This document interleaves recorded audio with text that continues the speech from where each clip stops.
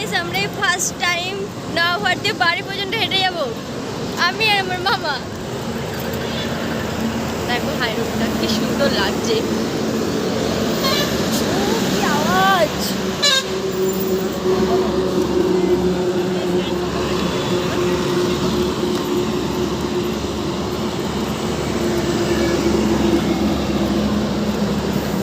Guys প্রচুর পা ব্যথা করছে, সকাল দিয়ে অনেক কাজ করেছি। মামিকে দেখতে গেছিলাম, টোটো পাইনি, বেশি ভাড়া বলছে, তাই যাবো তাই হেঁটে হেঁটে যাচ্ছি। আমরা যারা পয়সা বাঁচাচ্ছি, পয়সা।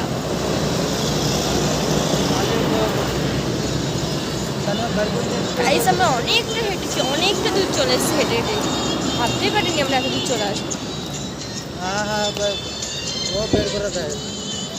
শুধুমাত্র গল্প করতে করতে এসেছি বলে তাড়াতাড়ি চলে এসেছি, নাহলে এখনও বাড়ি যেতে অনেক দেরি, প্রায় আধা ঘন্টা 1 ঘন্টার মতো।